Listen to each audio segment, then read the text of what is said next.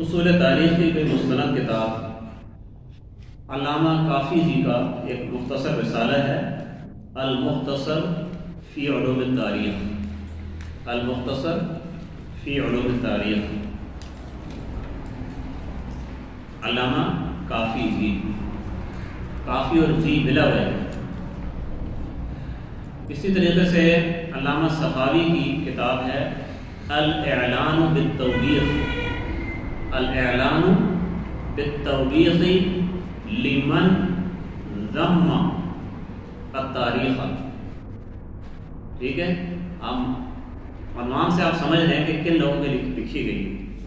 ٹھیک ہے، کہ جو لوگ تاریخ کی مذمت کرتے ہیں، کہتے ہیں فضول علم ہے، تو انہی لوگوں کو عنوان بنایا گیا ہے۔ اور اس میں تاریخ کا یہ بڑی تفصیلی کتاب ہے اصول تاریخ سے متعلق۔ اسی طریقے سے علامہ ابن خلدون کا جو مقدمہ ہے وہ اصول تاریخ بھی ہیں، اصول عمرانیات بھی ہیں، اصول سیاسیات، تینوں کو جامع ہیں علامہ ابن خلدون کا مقدمہ۔ امام سیوطی کا چھوٹا سا رسالہ ہے الشماریخ، الشماریخ کے نام سے، اسے بھی آپ دیکھ سکتے ہیں۔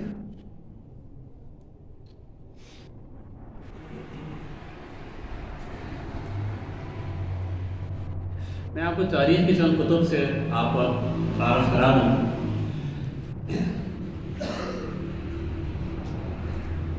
تاریخ خلیفہ ابن خیاط کو میں نے ذکر کیا۔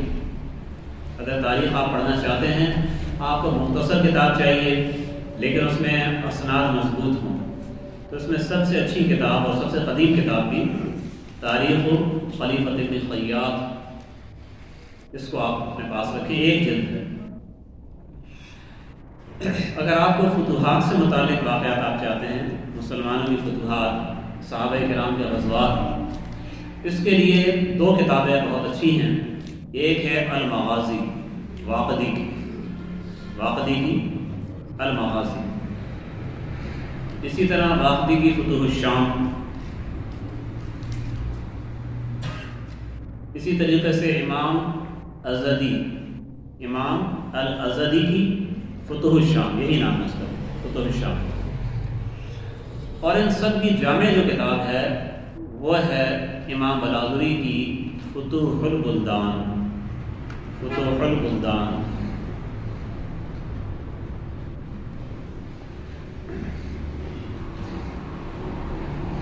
طبقات ابن سعد کا بھی میں نے ذکر کر دیا آپ کے سامنے، محمد ابن سعد کی 8 جلدوں میں بہت عمدہ کتاب ہے۔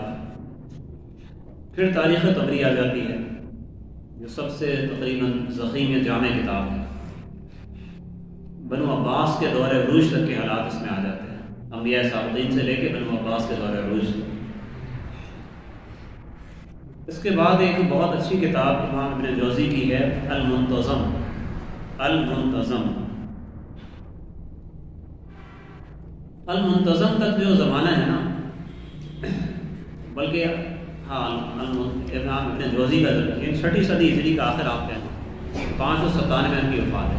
اس زمانے تک مورخین سند صاحب میں لکھتے تھے، اس کے بعد سند والا کام ختم ہو گیا، اس لیے کہ روایات جو بھی تھیں وہ جمع ہو چکی تھی۔ اس کے بعد کے مورخین نے پھر کتابوں کے حوالے دینے شروع کر دیے۔ ٹھیک ہے، کہ طبری نے یہ لکھا ہے، ابن جوزی نے لکھا ہے، ابن عساکر نے یہ لکھا ہے۔ تو اس اگلے زمانے میں ابن اسیر کی کتاب ہے الکامل فی التاریخ، الکامل فی التاریخ۔ الکامل فی التاریخ میں جو سب سے اہم اس کا حصہ ہے وہ سلاطین کے دور کا ہے۔ ٹھیک ہے، صحابہ کرام کے حالات کی اس میں نظر یہ آتا ہے، محسوس ہوتا ہے کہ اس کے اندر تحقیق سے کام نہیں لیا گیا۔ ٹھیک ہے، اس لیے وہاں آپ اس پہ زیادہ اعتماد نہ کریں۔ جو چیز آپ کو صحیح لگ رہی ہے وہ صحابہ کی شان ہی بیان ہوئی، فتوحات کی، کوئی حرج نہیں، اس کو آپ بالکل نہیں۔ جہاں پر آپ کو ذرا پریشانی ہو تو وہاں پہ آپ اس کو چھوڑ دیں، کیونکہ یہاں پہ سند بھی انہوں نے نہیں لکھی ہے کہ آپ اپنی سند کی تحقیق کریں، تو اسے پھر آپ کو البدایہ والنہایہ میں جا کے اس کو دیکھیں۔ ٹھیک ہے، تو اس کے بعد پھر کتاب آ جاتی ہے البدایہ والنہایہ حافظ ابن کثیر کی۔ اگر ہم کہیں کہ سب سے اچھی کتاب کون سی ہے اسلامی تاریخ میں نقد و نظر کے لحاظ سے، تحقیق کے لحاظ سے، تو وہ پھر حافظ ابن کثیر کے البدایہ والنہایہ۔ اگرچہ بعض چیزیں اس کے اندر بھی کمزور ہیں، بعض چیزیں اس کے اندر بھی کمزور ہیں، تو وہاں پر آپ اس کو دیکھ لیں، سمجھ لیں اس کو، اور اسے آپ چھوڑ دیں۔ اگر اس کمزور چیز کو لے کے کوئی ہم پہ اعتراض کرتا ہے کہ حافظ ابن کثیر نے اس کو لکھا ہے، تو ہم یہی کہیں گے حافظ ابن کثیر کا یہ تسامح ہے، ٹھیک ہے۔ جیسے ایک روایت حافظ ابن کثیر نے نقل کی ہے کہ حضرت امیر معاویہ رضی اللہ تعالیٰ عنہ کے دور میں ان کی زندگی میں یزید شراب پیتا تھا، تو حضرت امیر معاویہ رضی اللہ تعالیٰ نے اس کے سامنے کچھ اشعار پڑھے، ان کا خلاصہ یہ نکلتا ہے کہ تم یہ اس قسم کے کام جو ہے راتوں کو کرنے چاہیے اور دن کو اچھے کام کرو گے کہ لوگوں کے سامنے عزت حاصل ہو، اور یہ کام آپ رات کے ٹائم کریں۔ تو یہ روایت حافظ ابن کثیر نے نقل تو کر دی ہے، لیکن وہ روایت اگر آپ اس کو سند میں آپ جا کے دیکھیں گے تو اس میں پیچھے کذاب راوی ہے، ٹھیک ہے، اس لیے روایت ختم قابل قبول نہیں۔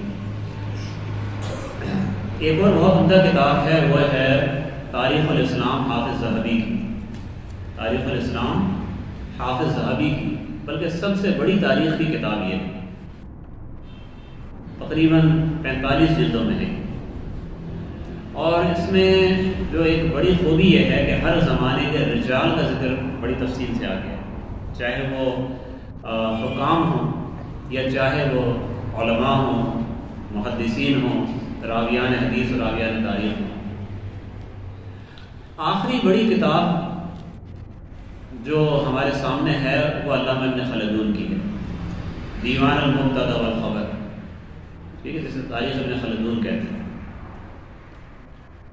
اس کے بعد امام سیوطی کی ہے تاریخ الخلفاء، جو مختصر ہے اور اچھی کتاب ہے، خاص طور پہ طلبہ کے لیے تاریخ کو ابتدا سے پڑھنے کے لیے آپ چھوٹی کتاب بھی چاہتے ہیں، تاریخ الخلفاء یہ بعض مدارس میں نصاب میں بھی داخل ہے، لیکن اس میں بعض جگہ ہمیں کمزوری نظر آتی ہے۔ جب انہوں نے اختصار کیا تھا تو اختصار کا تقاضا یہ تھا کہ اس کے اندر وہ حتی الامکان وہ صحیح یا اچھی روایات لیتے، کم از کم کسی یہاں پہ موضوع روایت کی جگہ اس میں نہیں ہونی چاہیے تھی۔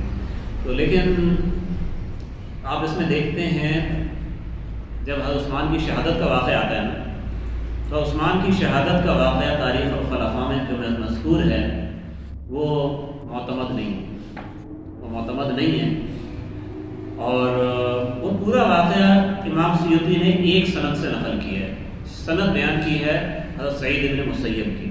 تو سعید بن مسیب کا نام تو دیکھتے انسان ویسے متاثر ہو جاتا ہے، سید التابعین کہلاتے ہیں، ٹھیک ہے، لیکن جب آپ دیکھیں گے کہ وہ واقعہ انہوں نے بیان کیا ہے، تقریباً میرے خیال ہے 6 یا 7 صفحے میں ایک ہی روایت چلتی ہوئی گئی، ایک ہی روایت، اور اس میں پورا واقعہ آ گیا، شروع بات کہاں سے ہوئی تھی، ختم کہاں پر تھی۔ لیکن میں آپ سے عرض کر رہا ہوں کہ وہ روایت قابل اعتماد نہیں ہے۔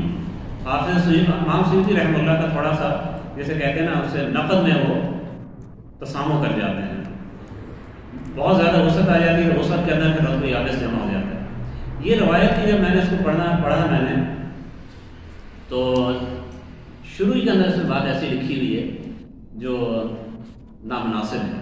انہوں نے لکھا کہ عثمان رضی اللہ تعالیٰ عنہ کا، سعید بن مسیب کہتے ہیں کہ عثمان کا رضی اللہ عنہ کے ساتھ فتنہ شروع ایسے ہوا تھا کہ انہوں نے عمار ابن یاسر کو انہوں نے مارا، پٹائی کروائی، عبداللہ بن مسعود کو معزول کیا، فلاں فلاں کام کیے، تو مدینہ میں کوئی بھی شخص ایسا نہیں رہا جو عثمان سے ناراض نہ ہو۔ اب بات شروع یہاں سے ہو رہی ہے، تو بتائیں یہ روافظ کے موقف کے بالکل مطابق جا رہی ہے۔